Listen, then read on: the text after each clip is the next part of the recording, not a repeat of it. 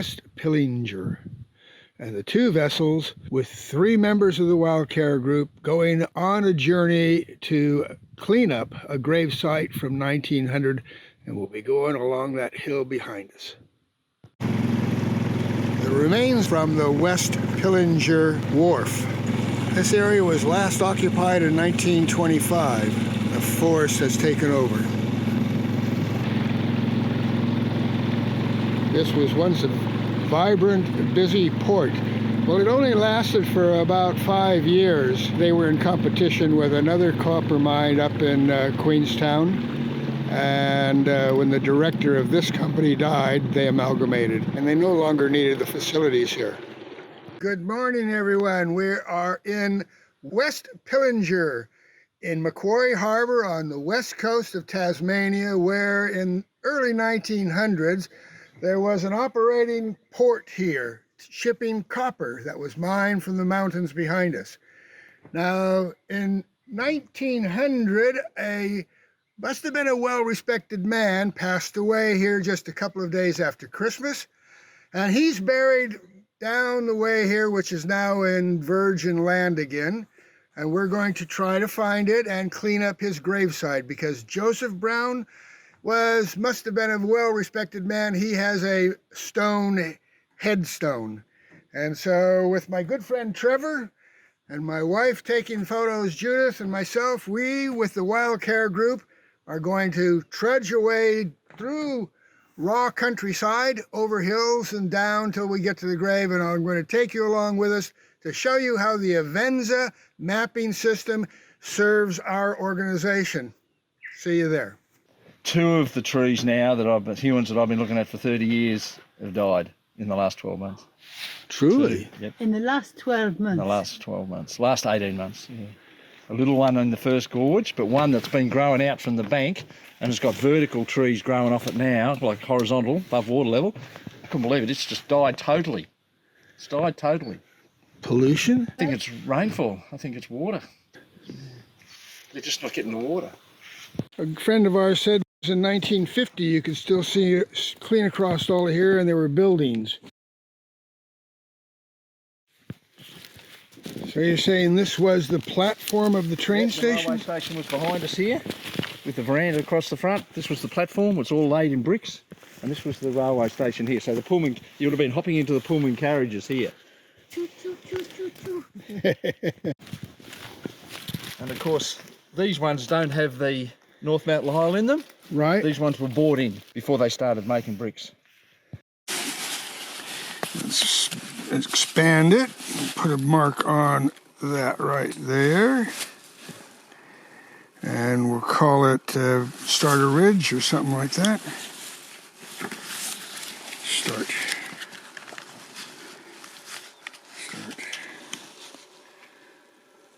Ridge.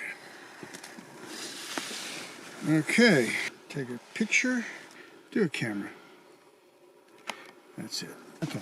Now just go back to the map for a sec, Jack. Yeah, okay.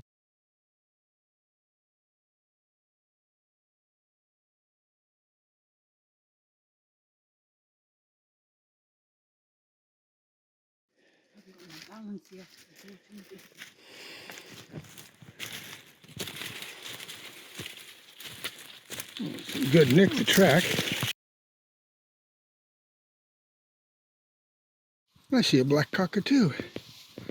Up, yeah. Okay, taking about 6 waypoints en route through this. It's not that heavy going, but we have to keep our eyes on the ground. That's the summit of the ridge. Just up there where the skyline is. Okay, we're on the highest point of the ridge. We're in open territory now, tea tree, and at our feet, button grass. So we're heading towards the the largest tree, highest tree on the right of Judith's head. And then we're going to drop into a valley. Okay, Avenza users, we have bush bashed up the ridge, and we're now in the valley. Short end of the valley where those first clump of eucalypts are, that's the green trees, that is where the grave is. So we're going to saddle along the edge of this valley slope, and we should be there in about 30 minutes or so. Okay, Avenza users, here we are at the grave of Joseph Brown, who died on the 29th of December, 1900. He's the only remaining grave left from that era when this was a copper exporting harbor. All the rest had timber crosses and a fire came through and burnt them. So Joseph, he must have been a very special person because he has a stone, a beautiful stone, headstone and footstone, which came from Hobart. But he lay out here in the wilderness for the last 124 years. So we're going to clear it up a bit because we like to come up here and talk with Joseph, bring him up to date how the world is, and just enjoy the great outdoors. Okay, so we'll show you what it looks like when we get all done. We're just going to get rid of some of this thick stuff. Well, it is a beautiful day here in Tasmania. We're at Kelly Basin, and we have just completed cleaning up Joseph Brown's gravesite. Packing up because we've got to walk out of here over those vegetated hills. Oh, what do you reckon?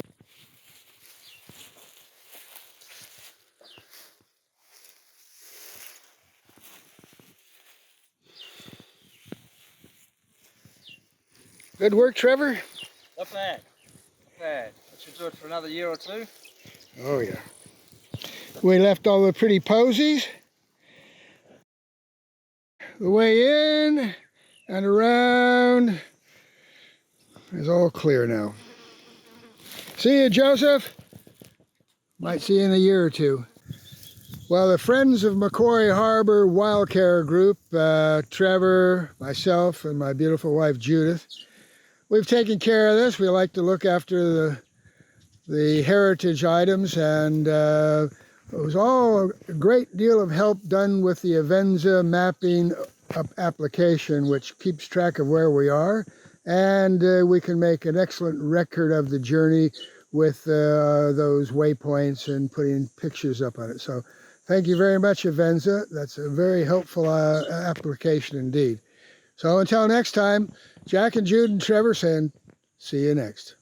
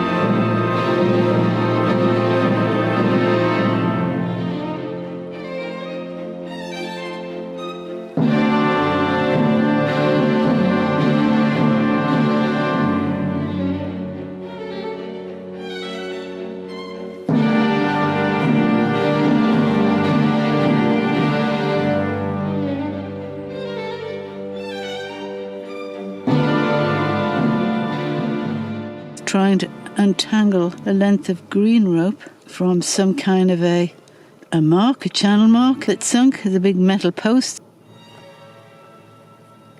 This is on Sarah Island. Did you get it untangled? Oh, did I ever? Ouch! Very sharp rock, yes. Oh, wow. Wow, that's worth getting. Very sharp rock. You need to be careful. Good, eh?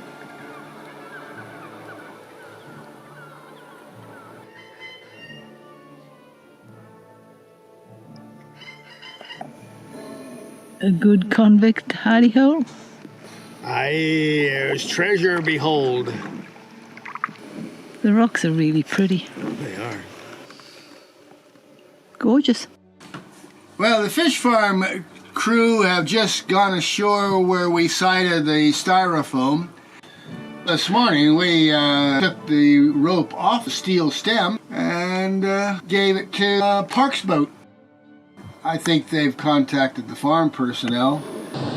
Here he comes. Jack's just given out a hail.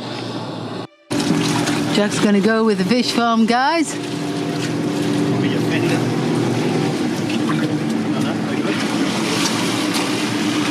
Hey, all aboard. Well done.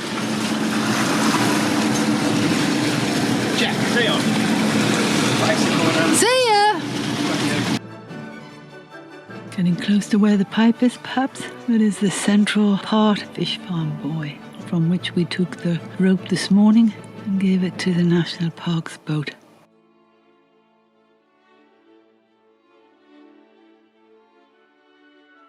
So he's going to tie the rope to the pipe and hopefully they're going to be able to drag it off. Oh, wow, look what he's found. That's fantastic. What a big lump of green rope. He's had another good look around. That's great. Lot of microplastic there.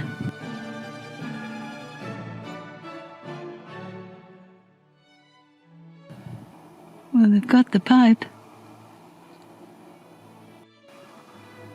Oh, here they come, bringing my Jack back. Well, that's a pretty sight, all that green line on their boat. That's an entire coil of rope on their bows that the boys have just retrieved off that rocky strip, along with a buoy stem, which we found this morning. We work really well together. The fish farm workers do really want to keep the harbour clean and pristine, but it's up to management to designate sufficient resources to achieve that.